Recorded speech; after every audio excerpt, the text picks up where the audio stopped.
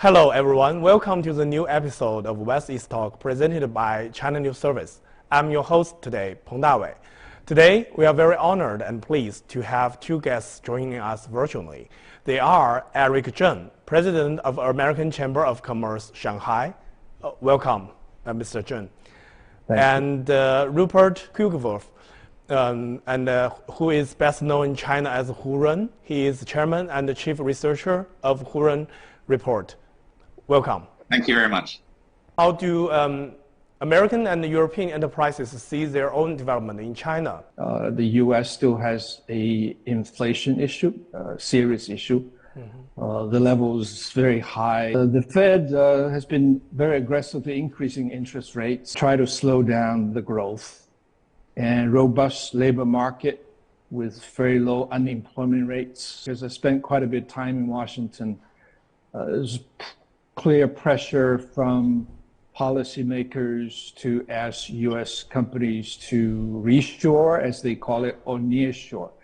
Reshore meaning bring companies back to the U.S., nearshore meaning moving companies to some places closer to the U.S.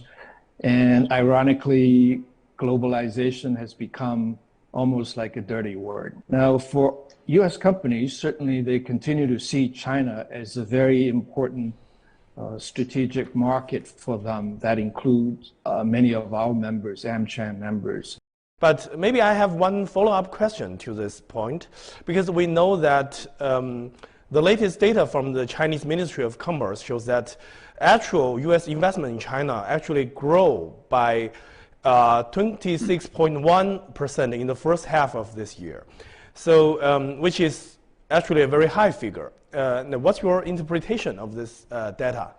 Well, I think certainly U.S. companies, as I indicated before, continue to see China as the top strategic market.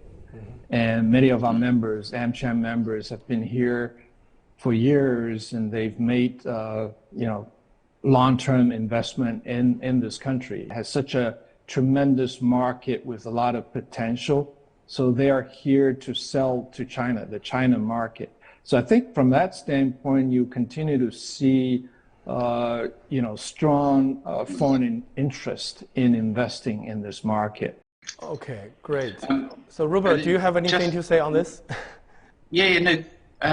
I particularly like what Eric was saying about this long-term thing. I've seen the data that, there's been a strong interest in new investment in China in the first half of the year. But if you get back to this top 100 largest foreign and Hong Kong account Taiwanese companies, top 100, the average history that these companies have with China is 57 years old. It's 57 years. So they've been here since 1975 on average. The average company is actually 91 years old, so almost 100 years old. So there are probably about 15 to 20 companies that have over 100 years of history with China. So that's something that perhaps was the thing that struck me the most. It was this longevity and this long-term view of these companies. It's not a matter of, I'm just going to be here, make a quick buck and go. I mean, yes, some companies do that, but not this top 100 list. So do you think that while China is striving for indigenous innovation and breaking the so-called U.S. monopolies on cutting-edge technologies, is there still any space for the win-win cooperation between China and the U.S. in the technologies? Yeah, I think there's certainly the U.S. companies have been here for many years and have done really well in all sectors. And certainly we are probably in a new phase of bilateral relations now, given the political directions of either country. But I think businesses will continue to find opportunities to work together within the guardrails, of course, by the two governments. And I think there are many areas that the two countries can work together.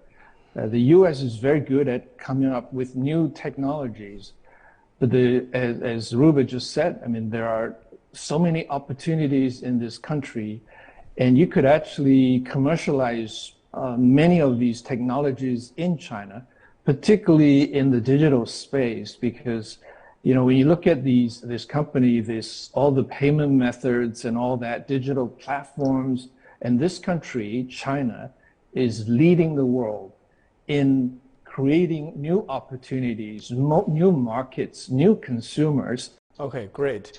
My next question is for Rupert, because I remember hearing you talking, at the Caijing Summit back in 2013 in Beijing.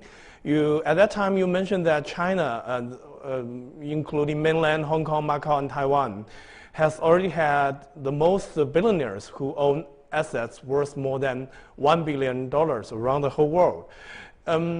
However, there's still room to raise the rate of Chinese business participating in philanthropic works. So after almost 10 years, which kind of progress have you seen in this area? Well, no, thank you very much. It's something that I started researching almost on day one when we started the register. So the idea is if you make money, somehow you have to give it away. I started the register in 1999, and the first philanthropy list that we did in China was, sort of about 2 or 3 years later. So it's something that we've been tracking very, very closely, and not just in China, but as we up the China register to a global register, we've also been doing global philanthropy tracking as well. And the general trend, it's a worldwide problem, is that wealth is being created right now so fast that they can't give it away fast enough. And just to use Bill Gates as an example, because everybody's talking about Bill and Melinda Gates Foundation, Bill and Melinda Gates have given away $60 billion, give or take, over their lifetime to date. But Bill Gates, even after his divorce, has still got over 100 billion. And every year is sort of growing at whatever number. And this is somebody who's clearly put an awful lot of energy into his philanthropic activities. When we looked, we just did a recent report on the world's biggest philanthropists of the last century, and that was like a really exciting report. Actually, it was a super cool report, and there were a few Chinese on that. And so you've got the likes of Cao Wang, you've got who's given over $1 billion. You've got some of the real estate developers. You've got even Shao Yifu, who's passed away since, but a famous Hong Kong philanthropist. And there are tax advantages of donating in America versus China. There are death duties or inheritance tax issues and stuff like that. But at the core of it is, how do you deploy that capital efficiently and in a not-for-profit way? Okay, so Eric, maybe you could also mention something that the Chinese entrepreneurs can learn from their U.S. Counterparts or colleagues. Well, I would say, well, first of all, that I have no doubt there will be more Cao Wang and no more Bill Gates in China going forward in this area. There's no doubt about it. And I think obviously the U.S. has a longer history with a more kind of established system to support charity activities, starting from tax policy. I think, as Rupert just mentioned, you need a conducive tax regime to support business people to make more charity donations. So that's one. And also the other one is certainly we're talking about common prosperity a lot in recent years. It has to be on volunteer basis, not mandatory, and not in a cookie cutter approach. So it's up to individuals to make donations and to design their plan. So what is the current sentiment in Washington regarding the U.S.-China relations, and how will these bilateral relations impact the business and environments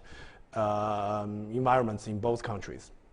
Well, that's really unfortunate that there is a kind of a consensus view in the U.S. that China should be treated as a strategic competitor. So that's the starting point. So all the policies will be built around that. So the unfortunate part is that they always blame another country like China. In the past, usually China bashing was during the political campaign season, but now it's all year round, unfortunately. So that's not good for bilateral commercial relationship. We always think that commercial interactions, exchanges, they are good for both countries. Actually, it's good for China. It's good for the U.S. Having Chinese investors in the U.S. is really helpful for the U.S. economy. It creates jobs. It certainly brings tax revenues, and it helps consumers for sure. So, but the political environment is such that at this point, the focus is more on protecting its own market. So now I think we are in this transition with very protective policies going on in the U.S. So I think it will take a while before things will clear up. So I think Chinese companies have to really figure out what to do next. But from U.S. companies' standpoint, we would love to continue to work with Chinese companies both ways in developing our markets in China, as well as welcoming Chinese companies to do well in the U.S. Commercial relations have always been a cornerstone of U.S.-China relations. Since the establishment of our diplomatic relations back in the late 70s, trade and investment between our two countries have seen tremendous growth and have played a hugely important role in strengthening our bilateral relations. I look at the relationship, commercial relations, in two buckets, right? Trade and then investment. On the trade side, China certainly is the U.S. third largest trading partner behind Canada and Mexico. And the U.S. is China's third largest foreign trade partner behind ASEAN and EU. And when you look at the most recent numbers, despite COVID and the lockdowns and so forth, the total trade between the U.S. and China in the first half, more than first half, from January to July, actually grew nearly 12%. And so both of you, I want to ask both of you that will China still be the world's the world factory in the future? And are the positions of China and the U.S. in the industry chain and value chain, have the positions been changed, or is China still at somehow a world factory position? From a Chinese perspective, actually they want to see some changes, right? You don't want to remain as a low-cost manufacturing base only. So I think there is a consensus is to move up the value chain, so to speak, right? To really move away from labor-intensive, low-cost, pollution, full of pollution, kind of the, energy-heavy kind of operations to more high-end manufacturing. So this is actually in China's interest to move to higher value-added manufacturing. So from that standpoint, I think China will continue to be a primary manufacturing base for many products, but probably moving away from low-cost manufacturing. So I think I indicated before, China is very competitive in its manufacturing capabilities, its infrastructure, world-class infrastructure, its ecosystem. It's just very competitive. So China has a long way to go, continues to be the world factory for many years to come. Okay, I think so much for today. And thank you again, Eric and Robert, for your insights and for your patience, for your attention, and for your time. And I wish we could, have the chance in the near future to meet in person, whether it's in Dubai, in Beijing, or in Shanghai. Okay. Great. Thank you, Rupert. Lovely. I'll see you back